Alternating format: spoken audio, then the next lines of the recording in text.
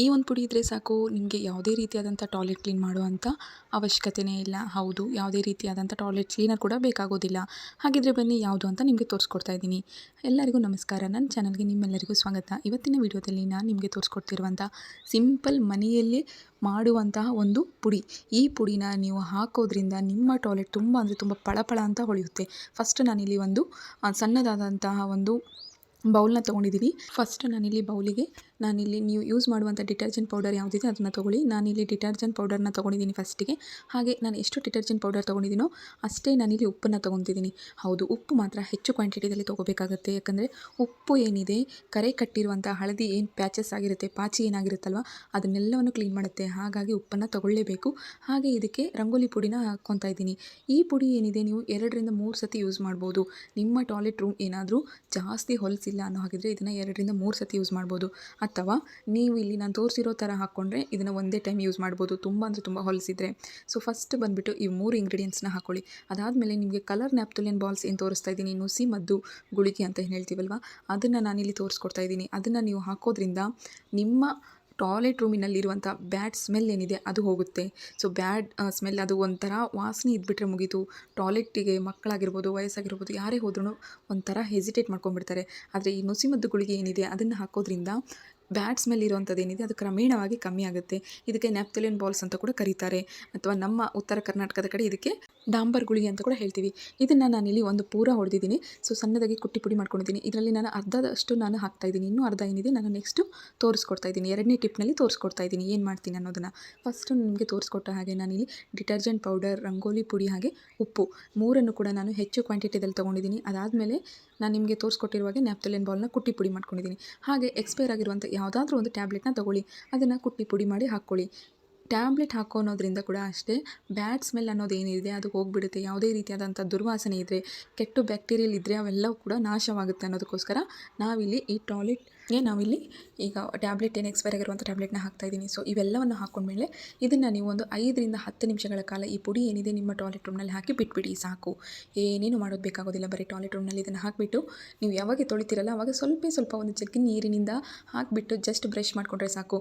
ಗೃಹಿಣಿಯರಿಗೆ, ಪ್ರತಿಯೊಬ್ಬ ಶ್ರೀಮತಿಯರಿಗೆ ಗೊತ್ತು, ಮಧ್ಯಮ ವರ್ಗದಲ್ಲಿರುವ ಕುಟುಂಬದಲ್ಲಿರುವ ಪ್ರತಿಯೊಬ್ಬ ಹೆಣ್ಮಕ್ಳಿಗೂ ಗೊತ್ತು ಎಷ್ಟು ಕಷ್ಟ ಇದೆ ಹೊರಗಡೆಯಿಂದ ಏನೇ ಒಂದು ವಸ್ತುವನ್ನು ತರಬೇಕಂತಂದರೆ. ಆದರೆ ನಾವು ಮನೆಯಲ್ಲಿ ಮಾಡುವುದರಿಂದ ಟಾಯ್ಲೆಟ್ ಕೂಡ ಕ್ಲೀನ್ ಆಗುತ್ತೆ. ಹಾಗೆ ಹೆಚ್ಚು ವ್ಯರ್ಥವಾಗಲಾರ್ದೆ, ಹಣ ವ್ಯರ್ಥವಾಗಲಾರ್ದೆ, ನಮ್ಮ ಸಮಯ ವ್ಯರ್ಥ ಆಗಲಾರ್ದೆ ಎಲ್ಲವೂ ಕೂಡ ಕ್ಲೀನ್ ಆಗುತ್ತೆ. ಅಂದರೆ ನೀವು ಕೂಡ ಅಷ್ಟೇ ಇದನ್ನು ಇಷ್ಟಪಟ್ಟೇ ಪಡ್ತೀರಾ. ಹಾಗೆ ನಿಮಗೆ ಮೊದಲೇ ಹೇಳಿರೋ ಹಾಗೆ ಇದರಲ್ಲಿರುವ ಬ್ಯಾಕ್ಟೀರಿಯಲ್ ಹೋಗುತ್ತೆ, ಕೆಟ್ಟ ವಾಸನೆ ಹೋಗುತ್ತೆ. ಹಾಗೆ ನಿಮ್ಮ ಟಾಯ್ಲೆಟ್ ರೂಮ್ ಪಳಪಳ ಅಂತ ಹೊಳೆಯುತ್ತೆ. ಈ 3 ಕೂಡ ಈ ಒಂದೇ ಒಂದು ವೀಡಿಯೋದಲ್ಲಿ, ಈ ಒಂದೇ ಒಂದು ಪುಡಿಯಿಂದ ಆಗೋದಂತೂ ಗ್ಯಾರಂಟಿ. ಹಾಗೆ ನೋಡ್ತಾ ಇದ್ರಲ್ಲಿ ಇಲ್ಲಿ ಜಸ್ಟ್ ಲೈಟಾಗಿ ಬ್ರಷ್ ಮಾಡ್ಕೊತಾ ಇದ್ದೀನಿ. ಈ ರೀತಿ ಜಸ್ಟ್ ನಿಮ್ಮ ಟಾಯ್ಲೆಟ್ನ ಲೈಟಾಗಿ, ಜಾಸ್ತಿ ಉಜ್ಜೋದು ಬೇಡ, ತಿಕ್ಕೋದು ಬೇಡ, ಸ್ವಲ್ಪ ಸಣ್ಣಾಗಿ ನಿಮ್ಮ ಕೈಯಿಂದ ಉಜ್ಕೊಂಡ್ರೆ ಸಾಕು. ಹಾಗೆ ಲಾಸ್ಟಿಗೆ ನೀವು ಕೂಡುವಂಥ ಕಾಲು ಏನು ಇಡ್ತೀರಲ್ಲ ಅಲ್ಲೆಲ್ಲ ತುಂಬ ಜಾಸ್ತಿ ಕರೆ ಕಟ್ಟಿರುತ್ತೆ. ಅಂದರೆ ನೀವು ಸ್ವಲ್ಪ ದಪ್ಪ ಒಂದು ಬ್ರಷ್ನ ತೊಗೊಳ್ಳಿ, ಬಟ್ಟೆ ತೊಳೆಯುವಂಥ ಬ್ರಷ್ನ ತೊಗೊಂಡು ಈ ರೀತಿ ಮಾಡಿಕೊಂಡ್ರೆ ಸಾಕು.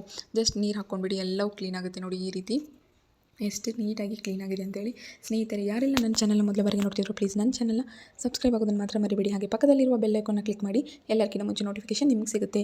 ಟಾಯ್ಲೆಟ್ ರೂಮ್ ನೋಡಿ ಎಷ್ಟು ಫಳಫಳ ಅಂತ ಹೊಳಿತಾ ಇದೆ.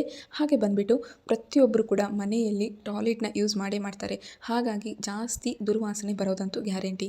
ಹೆಚ್ಚು ದುರ್ವಾಸನೆ ಬರುವಂಥ ಟಾಯ್ಲೆಟ್ ರೂಮ್ನಲ್ಲಿ ಈ ಒಂದು ಜಸ್ಟ್ ಟೆಕ್ನಿಕ್ನ ಯೂಸ್ ಮಾಡಿ. ಹಾಗೆ ಟಾಯ್ಲೆಟ್ ಕಮ್ ಬಾತ್ರೂಮ್ ಯಾರ್ದಿದೆ ಅವ್ರಿಗಂತೂ ಗೊತ್ತಿರುತ್ತೆ, ತುಂಬ ಸ್ಮೆಲ್ ಬಂದರೆ ಸ್ನಾನ ಮಾಡೋ ಕೂಡ ಮನಸ್ಸು ಬರೋದಿಲ್ಲ. ಹಾಗಾಗಿ ಈ ಒಂದು ಸಿಂಪಲ್ ಟಿಪ್ನ ಫಾಲೋ ಮಾಡಿ. ಟಿಪ್ ನಂಬರ್ 2, ನಾನಿಲ್ಲಿ ಫಸ್ಟ್ ಈರುಳ್ಳಿನ ತೊಗೊಂಡಿದ್ದೀನಿ. ಅದನ್ನು ಹಿಂದೆ ಮತ್ತು ಮುಂದೆ 2 ಕಡೆ ಕಟ್ ಮಾಡ್ಕೊಳ್ಳಿ. ಸೊ ಕಟ್ ಮಾಡ್ಕೊಂಡ್ಮೇಲೆ ನಾನೀಗ ನಿಮ್ಗೆ ತೋರಿಸ್ತಾ ಇದ್ದೀನಲ್ಲ, ಈ ರೀತಿ 4 ಭಾಗ ಕಟ್ ಆಗಿರಬೇಕು.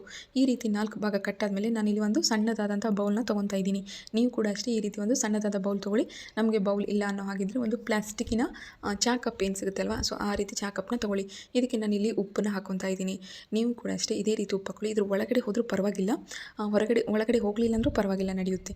ಹಾಗೆ ಮನೆಯಲ್ಲಿ ನೀವು ಯೂಸ್ ಮಾಡುವಂಥ ಯಾವುದಾದ್ರೂ ಸೋಪ್, ನೀವು ಯೂಸ್ ಮಾಡುವಂಥ ಸೋಪ್ ಏನಿದೆ ಅದನ್ನು ಸಣ್ಣದಾಗಿ ತುರಿದಿಟ್ಕೊಳ್ಳಿ. ಇಲ್ಲಿ ನೋಡಿ ನಾನು ಯಾವ ರೀತಿ ತುರಿತಾ ಇದ್ದೀನಿ. ಇದೇ ರೀತಿ ನೀವು ಒಂದು ಚಾಕುವಿನ ಸಹಾಯದಿಂದ ಅಥವಾ ನಿಮ್ಮ ಮನೆಯಲ್ಲಿ ತುರಿಯೋದಿದ್ದರೆ ಅದನ್ನು ತೊಗೊಂಡು ನೀಟಾಗಿ ಸಣ್ಣಗೆ ಮಾಡ್ಕೊಳ್ಳಿ. ಎಲ್ಲವೂ ಹಾಕೊಳ್ಳೋದು ಬೇಕಾಗೋದಿಲ್ಲ, ಜಸ್ಟ್ ಸ್ವಲ್ಪ ಸಾಕು. ಸಂತೂರ್ ಸೋಪ್ ಹಾಕೊಳ್ಳೋದ್ರಿಂದ ಸ್ಮೆಲ್ ಚೆನ್ನಾಗಿರುತ್ತೆ. ಬಾತ್ರೂಮ್ನಲ್ಲೆಲ್ಲ ನೀವು ಸ್ನಾನ ಮಾಡಿದರೆ ಸಾಕು ಎಷ್ಟು ಸ್ಮೆಲ್ ಗಮ್ ಅನ್ನತ್ತಲ್ವ. ಸೊ ಅದೇ ರೀತಿ ಟಾಯ್ಲೆಟ್ ರೂಮ್ನಲ್ಲಿ ಕೂಡ ಅಷ್ಟೇ ಈ ರೀತಿ ಒಂದು ಈರುಳ್ಳಿಗೆ ಉಪ್ಪು ಮತ್ತು ಸಂತೂರ್ ಸೋಪ್, ನಾನಿಲ್ಲಿ ತೊಗೊಂಡಿರುವಂಥ ಸಂತೂರ್ ಸೋಪು ಬಳಸಿ ಬಿಸಾಕಬೇಕಾದ್ರೆ ಯೂಸ್ ಮಾಡ್ಕೊಳ್ಳಿ. ನಿಮಗೆ ಯಾವುದೇ ರೀತಿಯಾದಂಥ ವೇಸ್ಟ್ ಮಾಡೋಕ್ಕೆ ನಾನು ಕೊಡೋದಿಲ್ಲ. ಸೊ ಹಾಗಾಗಿ ಬಳಸಿ ಬಿಸಾಕಬೇಕಾದ್ರೆ ಏನಿದೆ ಅದನ್ನು ಯೂಸ್ ಮಾಡ್ಕೊಳ್ಳಿ. ಸೊ ಇವೆರಡನ್ನೂ ಹಾಕ್ಕೊಂಡಿದ್ದೀನಿ. ಸೊ ಇವೆರಡನ್ನೂ ಹಾಕ್ಕೊಂಡ್ಮೇಲೆ ಇದಕ್ಕೆ ಮೇನ್ ಒಂದು ಸಿಂಪಲ್ ಆಗಿರುವಂಥ ಮನೆಯಲ್ಲೇ ಯೂಸ್ ಮಾಡುವಂಥ ಕಂಫರ್ಟ್. ಹೌದು, ಈಗ ಬಟ್ಟೆಗಳೆಲ್ಲ ಗಮ್ ಅಂತ ಯಾವ ರೀತಿ ಸ್ಮೆಲ್ ಬರುತ್ತೆ ಅದೇ ರೀತಿ ಇದನ್ನು ಈರುಳ್ಳಿ ಮೇಲೆ ಸುರಿಯಿರಿ.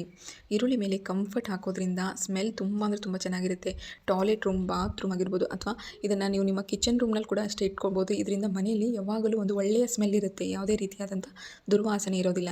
ಹಾಗೆ ಅದಕ್ಕೆ ನಾನಿಲ್ಲಿ ನಿಮಗೆ ತೋರಿಸಿದ್ನಲ್ಲ, ನ್ಯಾಪ್ಥಲಿನ್ ಬಾಲಿನ ಅರ್ಧ ಅಷ್ಟೇ ಹಾಕೊಂಡು ಇಟ್ಕೊಂಡಿದ್ದೆ ಪುಡಿನ. ಈಗ ಈ ಅರ್ಧ ಏನಿದೆ ನಾನು ಇದರಲ್ಲಿ ಹಾಕ್ತಾಯಿದ್ದೀನಿ. ಈ ರೀತಿ ನೀವು 4 ಹಾಕಿಬಿಟ್ಟು ನಿಮ್ಮ ಟಾಯ್ಲೆಟ್ ರೂಮ್ನಲ್ಲಿ ಇದನ್ನು ಇಡೋದ್ರಿಂದ ನಿಮಗೆ ಯಾವುದೇ ರೀತಿಯಾದಂಥ ಸ್ಮೆಲ್ ಬರೋದಿಲ್ಲ. ತುಂಬ ನೀಟಾಗಿ ಒಂದು ಒಳ್ಳೆಯ ಗುಡ್ ಸ್ಮೆಲ್ ಇದ್ದೇ ಇರುತ್ತೆ. ಈ ರೀತಿ ನೀವು ನಿಮ್ಮ ಟಾಯ್ಲೆಟ್ ರೂಮ್ನಲ್ಲಿ ಎಲ್ಲಿ ಹೆಚ್ಚು ಸ್ಮೆಲ್ ಬರುತ್ತೆ. ಯಾರಿಗೆಲ್ಲ ಈ ಸೂಪರ್ ಟಿಪ್ಸ್ಗಳು ಇಷ್ಟ ಆದವು ಪ್ಲೀಸ್ ನನ್ನ ಚಾನಲ್ನ ಸಬ್ಸ್ಕ್ರೈಬ್ ಆಗೋದನ್ನು ಮರಿಬೇಡಿ. ಹಾಗೆ ಪಕ್ಕದಲ್ಲಿರುವ ಬೆಲ್ ಐಕಾನ್ನ ಕ್ಲಿಕ್ ಮಾಡಿ. ಎಲ್ಲರಿಗಿಂತ ಮುಂಚೆ ನೋಟಿಫಿಕೇಷನ್ ನಿಮಗೆ ಸಿಗುತ್ತೆ. Thank you.